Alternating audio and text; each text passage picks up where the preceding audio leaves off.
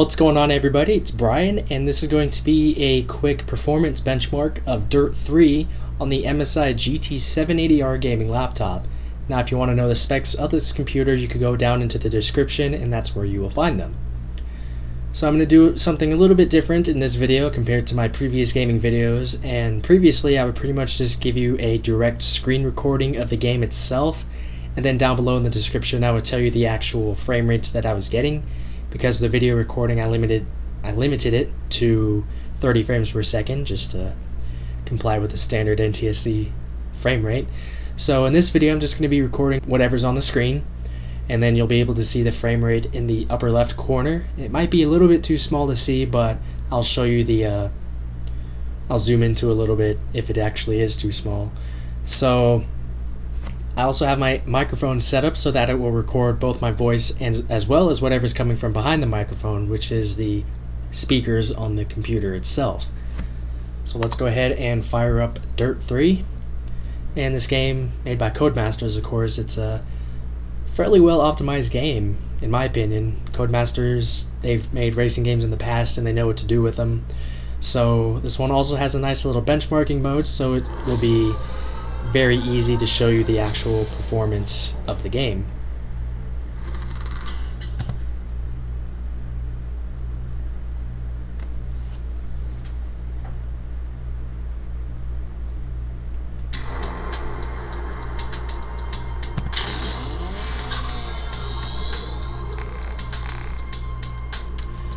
And also, before I start, I'm going to go ahead and turn the turbo mode on for the computer, and that will usually give you about 2 to 5 more frames per second in your games.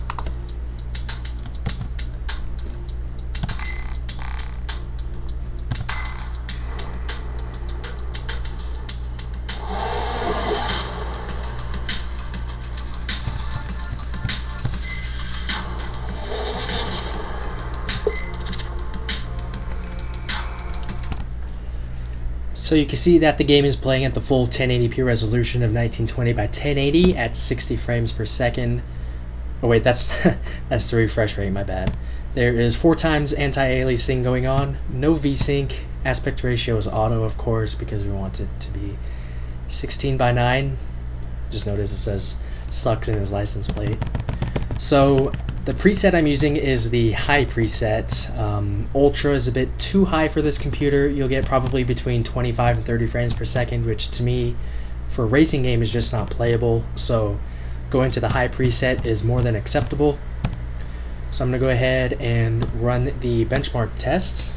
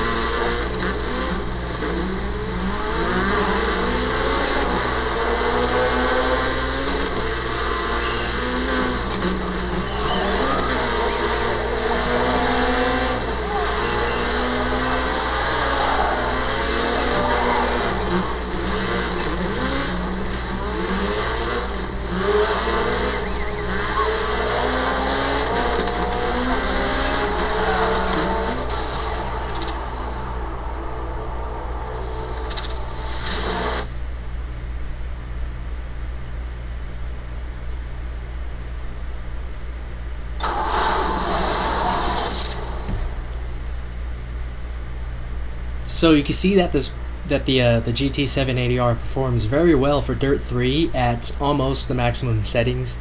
The average frame rate was close to 54 frames per second, which is a very good number for a laptop, nonetheless. So even the minimum is above 45, so that's very good. Now, as I said earlier, the performance under the Ultra preset is noticeably lower. So I'm going to go ahead and, because you can see that the frame rate of the menu dropped considerably once I went to Ultra. So I'm going to go ahead and show you how this laptop performs Dirt 3 in Ultra mode.